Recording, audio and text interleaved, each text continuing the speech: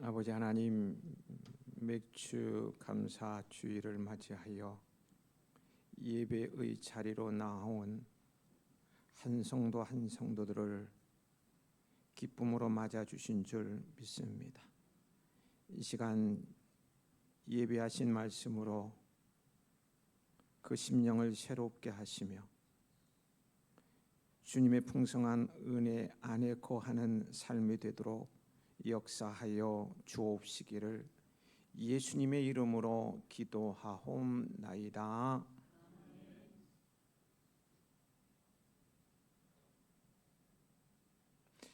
공자는 자신이 싫어하는 인간상을 네 가지로 설명합니다. 첫째는 다른 사람의 실패를 기뻐하는 자입니다.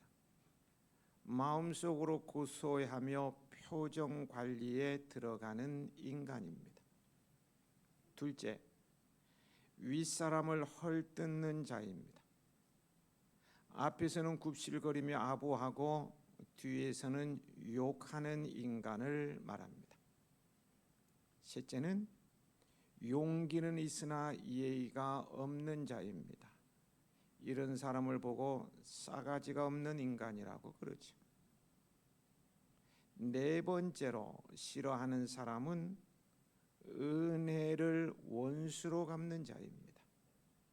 다시 말하면 감사할 줄 모르는 인간을 싫어했어요. 그런데 이 중에 네 번째인 은혜를 원수로 갚는, 감사할 줄 모르는 인간을 가장 싫어한다고 공자는 말했던 것입니다. 노벨 문학상을 수상한 오에겐 자브로의 작품 사육은 한 명의 흑인 군인을 짐승처럼 사육하는 일에 종사하는 소년이 체험한 비극을 소재로 하고 있습니다. 2차 대전 때 소년은 도시에서 떨어진 산 마을의 공동 창고에 살고 있었어요. 어느 날 소년이 살고 있는 마을에 커다란 비행기가 떨어졌습니다. 마을 사람들은 곧 수색에 나섰고 저녁 무렵 비행복을 입은 흑인 군인 한 명을 끌고 왔습니다. 마을 사람들은 멧돼지 덫으로 쓰이는 쇠사슬로 흑인 군인의 양쪽 발목을 묶고 지하 창고에 가두고는 짐승처럼 사육하였습니다. 그러던 어느 날 소년이 멧돼지 덫에 묶여진 이 흑인 군인의 살같이 벗겨져 염증이 생긴 것을 보고 너무 마음이 안쓰럽고 해서 덫을 풀어주었습니다. 소년의 도움으로 흑인 군인은 자유를 누리며 살아갈 수 있었어요. 그러나 그와 같은 평화는 오래가지 못했습니다. 시청에서 흑인 군인을 끌고 오라는 지시가 내려졌기 때문입니다. 이러한 낌새를 알아차린 흑인 군인은 질에 겁을 먹고 당황하여 자기에게 자유를 주고 먹을 것을 챙겨주었던 소년을 인질로 잡아서 난동을 벌이며 반역을 하였습니다. 은혜를 원수로 갚은 것이죠. 배은 망덕입니다. 공자가 말했죠. 은혜를 원수로 갚는, 감사할 줄 모르는 인간을 가장 싫어한다고. 결국 흑인 군인은 이 소년의 아버지 손에 죽고 말았어요. 주님의 크신 은총을 잊고 사는 우리는 은혜에 보답하며 감사하는 삶을 살아가십시다. 오늘은 첫 열매를 하나님께 드리며 감사하는 77절로 우리는 헤아림 텃밭에서 정성으로 가꾼 열매로, 이게 순해아산입니다. 순해아. 무공회입니다. 무공회 아주 좋죠. 예, 장식하고요. 이렇게 하나님께 올려드리는 마음으로 예배를 드리고 있습니다만 77절은 거기 9절에 말씀하신 바와 같이 곡식의 낫을 대는 첫날부터 7주를 세어 그 다음 날에 예물을 하나님께 드리면서 지키는 절기입니다. 77절에는 과거 애굽에서의 노예 생활을 기억하고 풍요로운 은혜를 주신 하나님께 감사하며 이웃과 함께 이를 기념하라고 하였어요. 성경에 보면 77절은 6월절 후 7주가 지난 다음 날 지키는 절기이기에 50일째 되는 날이라 해서 오순절이라 부르기도 하고요. 보리와 밀의 첫 열매를 하나님께 바치는 절기라는 의미에서 맥추절 혹은 초실절로도 불립니다. 우리에게 친숙한 용어는 맥추절입니다. 그래서 앞에도 맥주 감사주일이라고 적혀 있는데요. 맥추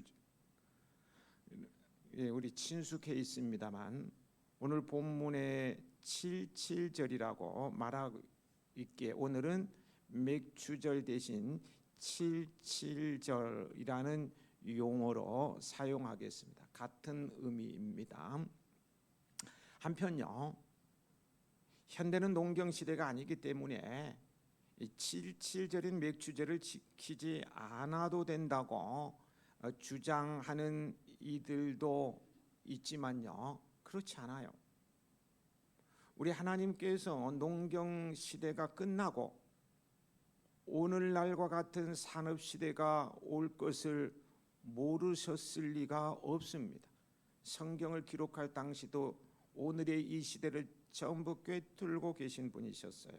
그분은 우리가 알지 못하는 저 미래의 시대도 알고 계실 뿐만 아니라 주관하시는 전지전능하신 통치자이십니다. 그 하나님께서 77절을 지키라고 하셨기에 거기에는 분명한 뜻이 있는 것이고 우리가 농사지어 수확한 것을 하나님께 드릴 수는 없지만 그 의미를 되새기며 그에 합당한 절기를 지켜야 하는 것이 마땅합니다. 그러면 왜 하나님께서 이스라엘 백성들에게 77절을 지키라고 명하셨는가를 헤아려 보며 오늘 77절을 지키는 나의 신앙 생활, 나의 모습이 점수로 따지면 몇 점이 되는가 한번 점검해 보겠습니다. 이스라엘 백성들은 광야 40년 동안에 하나님의 은혜를 많이 입고 살았어요. 홍해를 육지같이 건너게 해주셨고 물이 없을 때는 반석을 쳐서 물이 나게 하여 마시게 하여 주셨습니다. 배가 고플 때 만나라는 신비한 양식을 날마다 내려 먹여주시고 고기가 먹고 싶다고 할 때에는 메추라기를 몰아주어서 먹게 해주셨어요. 그리고 40년 동안 그들의 옷과 신발이 헤어지지 않게 해주셨고 낮에는 구름 기둥으로 밤에는 불 기둥으로 그들을 인도하시며 가나안 복지까지 들어가게 해 주셨어요. 그야말로 전적인 하나님의 은혜로 산 삶입니다. 전적인 하나님의 은혜였어요. 그럼에도 불구하고 이스라엘 백성들은 하나님의 은혜에 보답하는 생활을 하지 못하고 오히려 배은망덕하는 생활을 하였어요. 툭하면 원망하고 불평하고 애굽으로 돌아가겠다고 하고 지도자인 모세를 돌로 쳐 죽이려고 하고 먹여주고 입혀주고 필요한 것을 채워주었음에도 불구하고 감사란 생각은 전혀 없고 은혜를 보답한다 이런 사고 자체가 없었어요. 이런 그들에게 하나님께서는 은혜를 보답할 줄 아는 백성들이 되게 하기 위해서 인간이 되라는 것이죠. 은혜를 보답할 줄 아는 백성들이 되게 하기 위해서 가나안 땅에 들어가 첫 농사를 수확한 후에 너희는 칠칠절을 지키라, 맥추절을 지키라 라고 말씀하신 것입니다. 어느 날 임금님이 기막히게 맛있는 요리를 먹고서 크게 감탄했습니다. 이제껏 먹어본 요리 중에서 이렇게 맛있는 것은 처음이다. 이렇게 훌륭한 요리를 만든 요리사는 세계 제일의 요리사임에 틀림없다. 많은 상을 주어야겠다. 그러면서 요리사를 불러들였습니다. 요리사는 임금님의 이야기를 듣고는 겸손해했습니다. 임금님, 칭찬해 주시니 대단히 기쁩니다만 이 요리는 제 기술이 좋아서만이 아닙니다. 만약 좋은 야채를 파는 사람이 없었다면 제가 어떻게 맛있는 요리를 만들 수 있었겠습니까? 칭찬해 주시려거든 좋은 야채를 많이 파는 채소 장수를 칭찬해 주십시오. 임금은 그렇다고 생각해서 채소 장수를 불렀습니다. 궁전으로 불려간 채소 장수는 칭찬의 말을 듣고는 깜짝 놀라면서 말하였어요. 임금님, 그건 천만의 말씀입니다. 저는 그저 야채를 팔았을 뿐입니다. 칭찬받을 사람은 제가 아니라 그 야채를 키운 농사꾼이겠지요. 이번에는 농사꾼이 불려갔습니다. 농사꾼은 무엇인가 잘못한 것이 있을까 두려워하며 임금님 앞으로 나아갔어요. 그리고 자기가 농사한 야채가 세상에서 가장 맛있다는 얘기를 듣자 깜짝 놀랐습니다. 임금님, 그것은 틀립니다. 저는 그저 손질만 했을 뿐이지요. 제가 땅을 갈아 씨를 심어도 때에 따라 비를 주시고 햇볕을 주시는 분이 없으면 저는 잎사귀 하나, 열매 하나 만들지도 못합니다. 단지 저는 대대로 농사꾼이었기에 봄에 씨 뿌리면 가을에 수확할 수 있다는 것을 알지요. 그래서 열심히 일하는 것뿐입니다. 감사의 인사는 저 하늘에 계신 아버지께 드리는 것이 당연하다고 생각하옵나이다. 하나님의 백성들 된 하나님 백성 된 우리 또한 겸손하며 모든 일에 이렇듯 하나님께 감사드리며 살아가야 할 줄로 믿습니다. 오늘 본문은 모세가 이스라엘 백성들에게 어떻게 칠칠절을 지켜야 하는지를 가르쳐주고 있습니다. 10절 말씀을 함께 읽어 보실까요?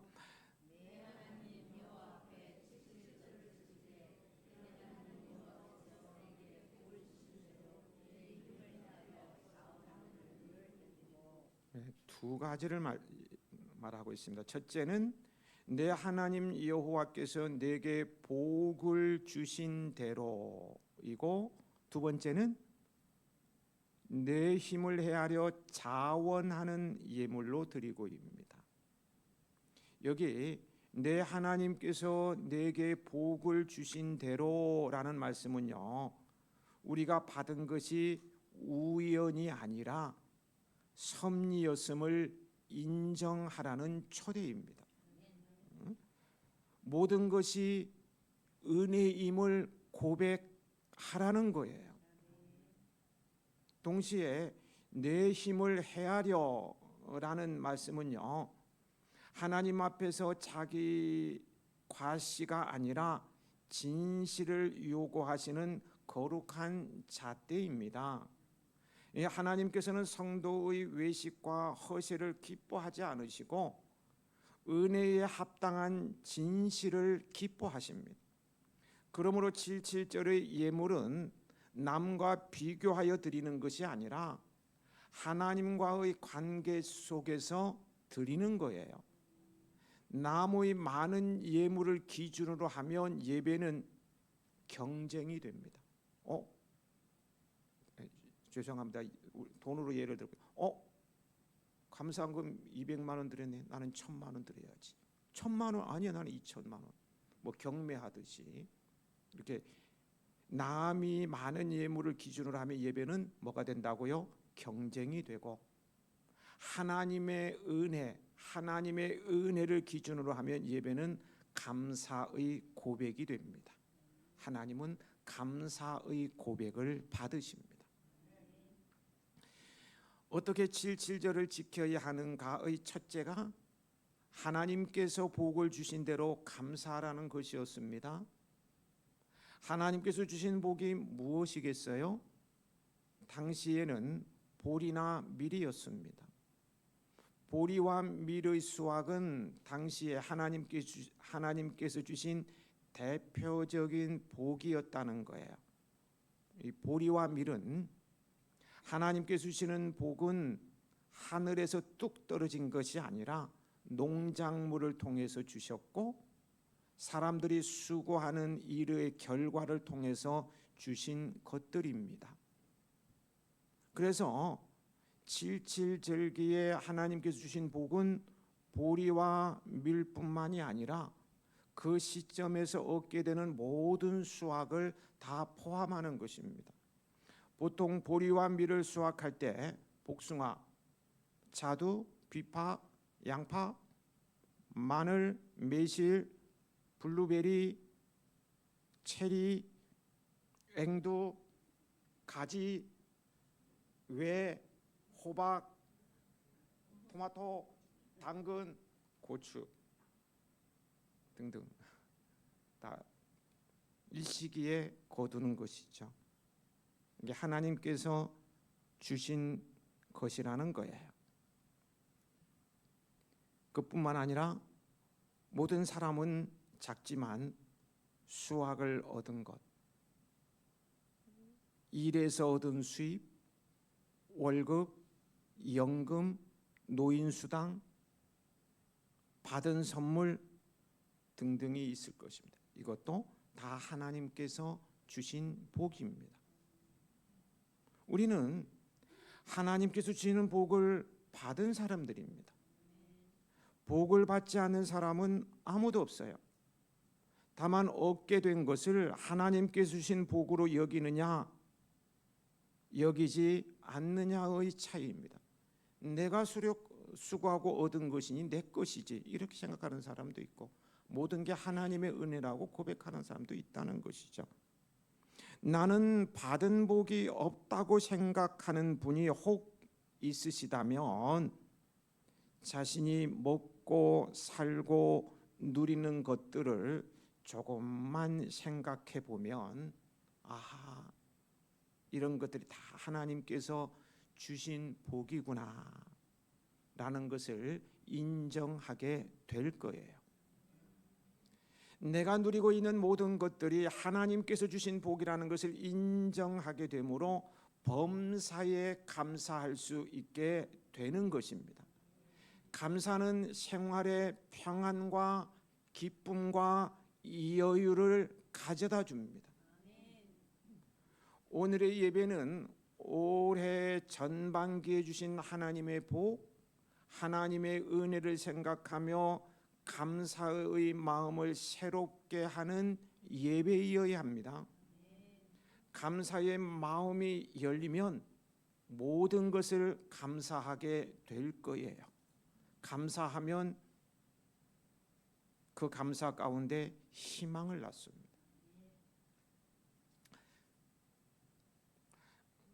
오늘 예화가 참 많은데요. 직원들에게 대우가 좋기로 소문난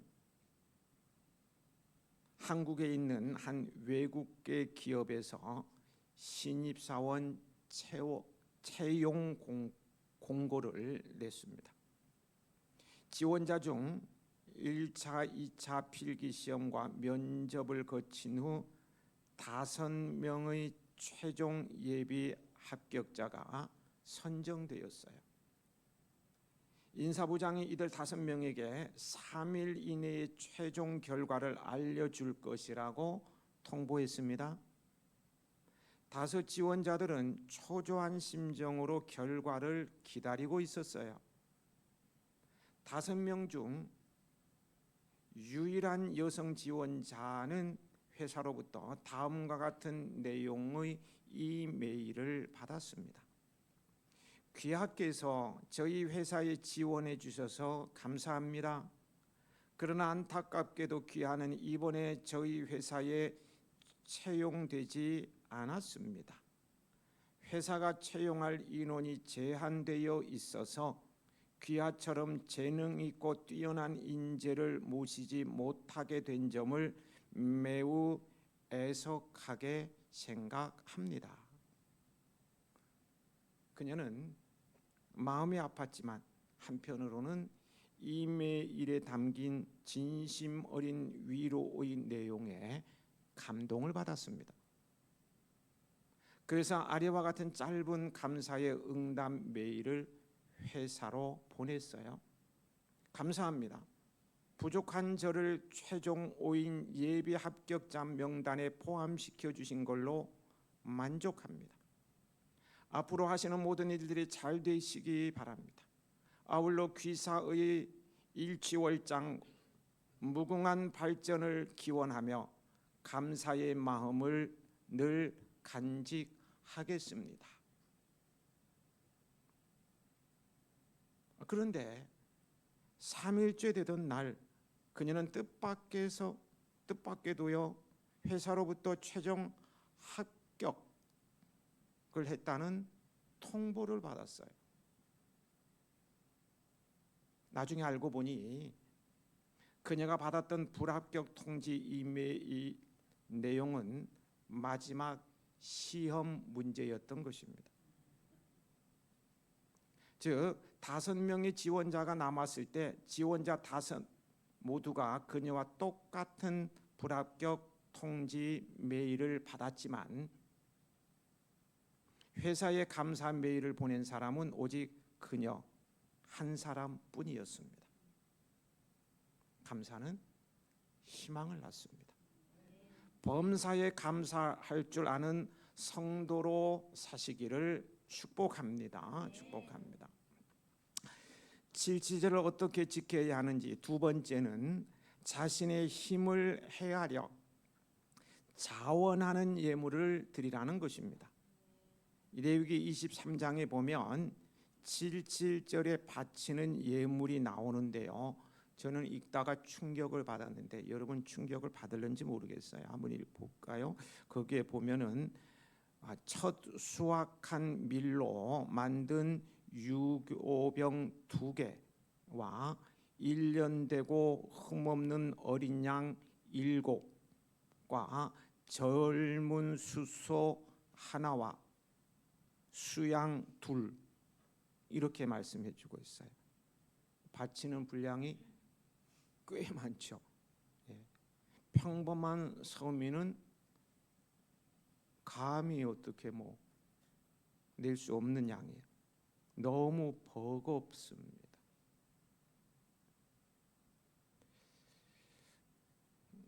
그렇게 내야 된다는 거예요. 버겁게. 그러면 이런 예물이 이게 개인이 아닐 게 아닌가 이런 생각을 해봤어요. 마을의 대표로 그 마을을 대표해서 드리는 양일까?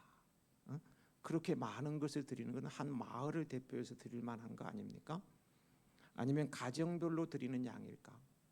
당신은 자녀들도 많이 낳고 노비도 거느리고 막 했으니까 그런 가정별로 드리는 양이 아닐까? 여러분 어떻게 생각하십니까? 제 말에 동의하시는가요? 17절 말씀으로 넘어가 보겠습니다. 17절 말씀에서 그 답을 찾을 수 있습니다. 17절 찾으셨으면 같이 읽어 보시겠습니다.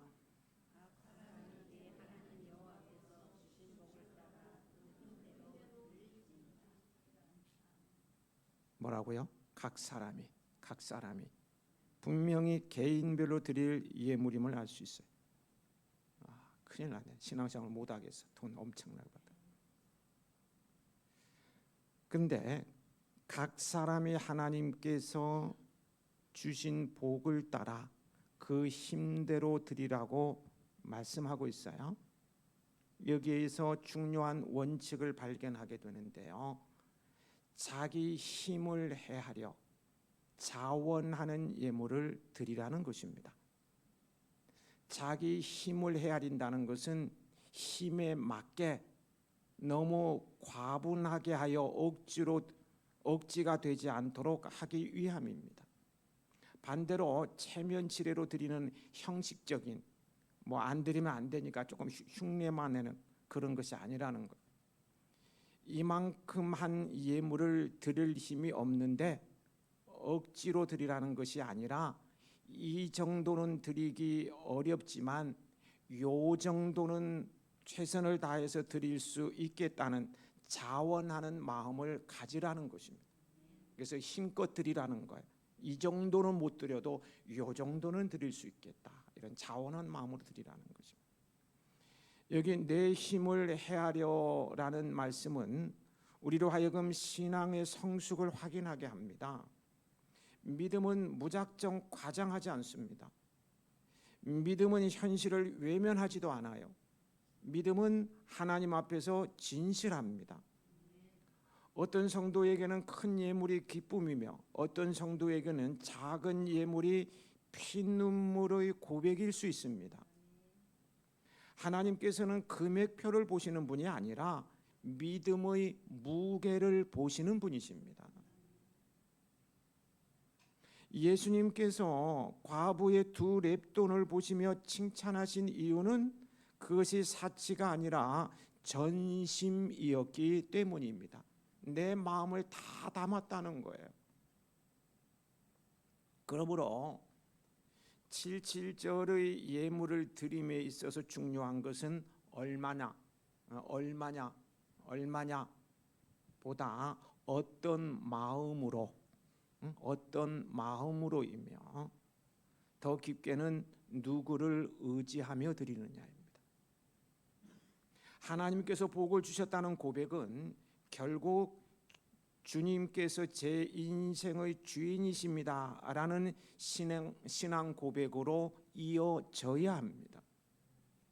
소유가 주인을 삼키지 못하게 하려면 절기마다 우리는 예물을 드리며 주인 되신 하나님께 엎드려야 합니다. 그래야 물질의 노예가 되지 않고 자유로울 수가 있습니다. 77절을 어떻게 지켜야 하는지, 세 번째는 모든 이와 함께 즐거워하라는 것입니다. 11절입니다. 11절 같이 읽어보실까요?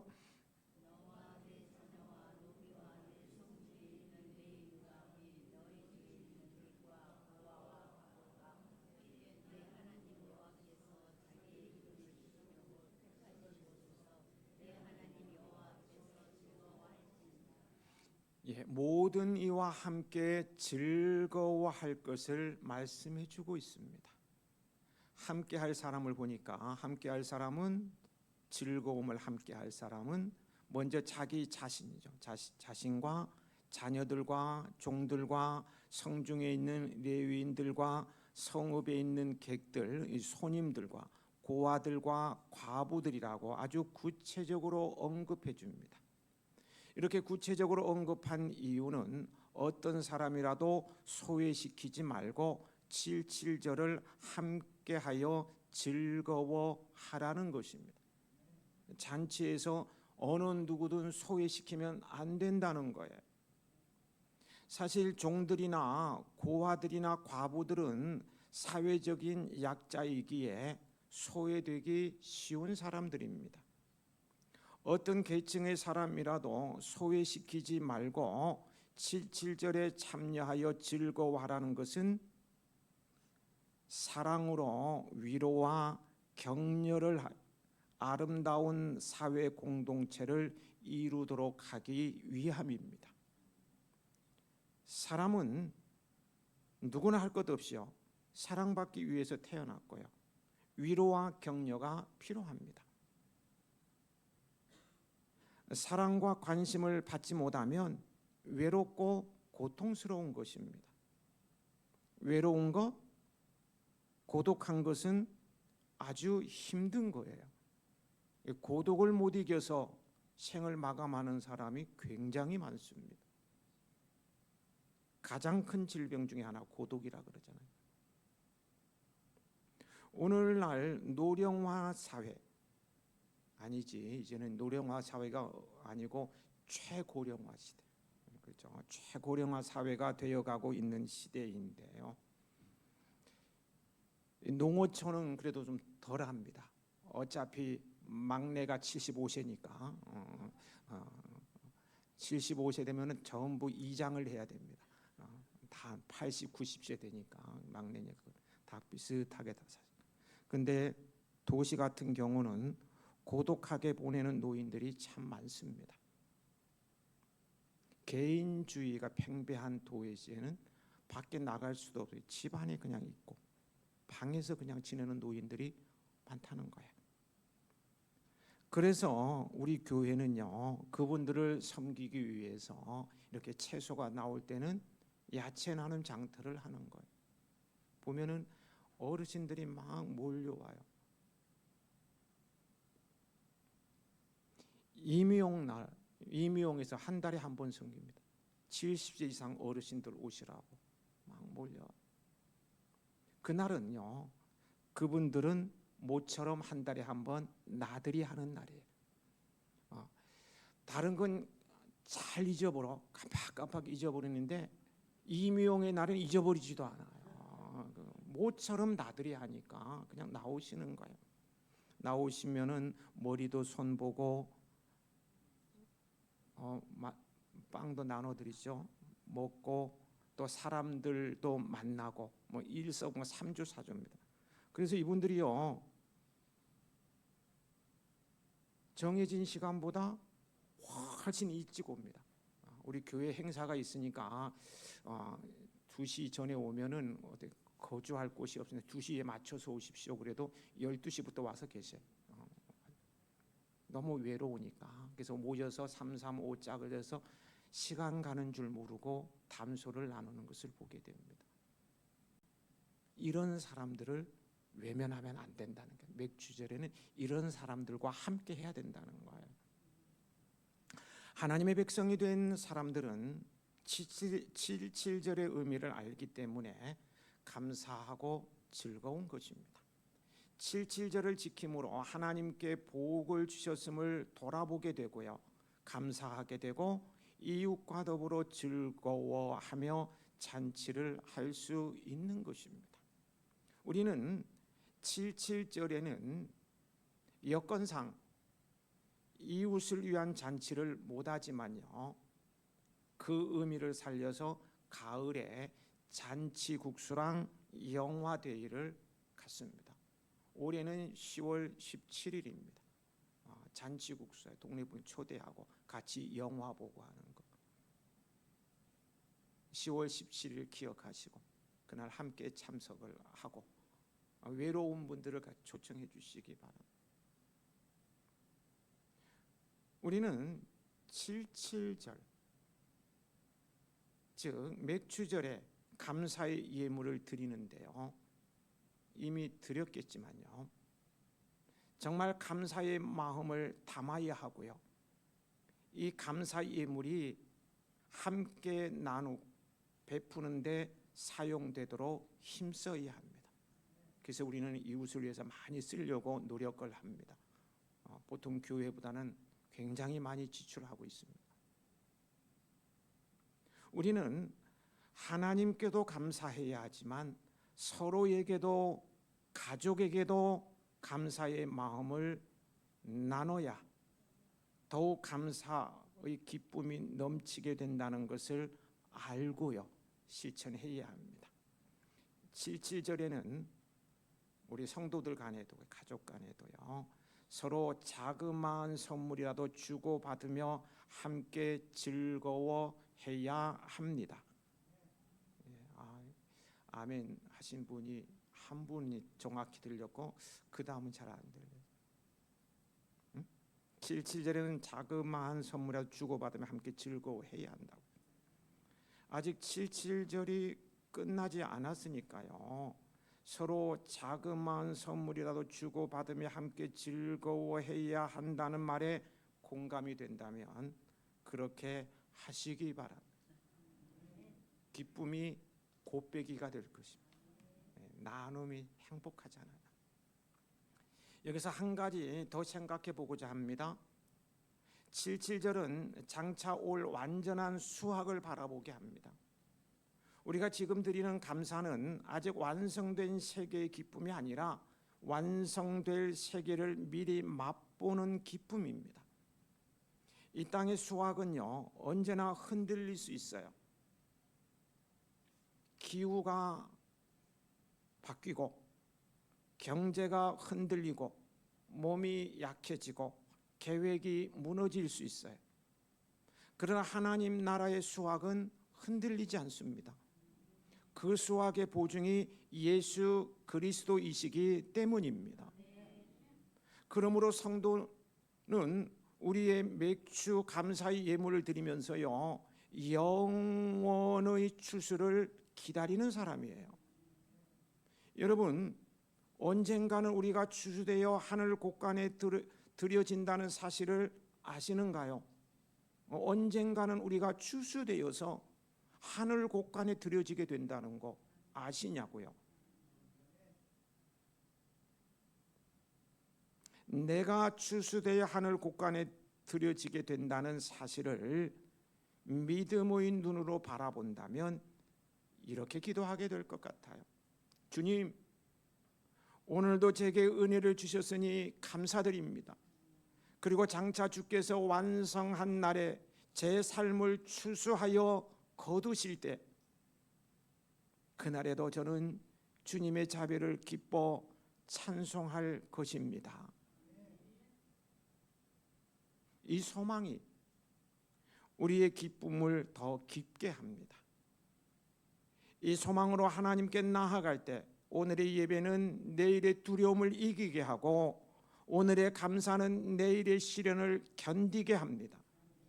왜냐하면 감사는 하나님의 신실하심을 기억하는 힘이기 때문입니다.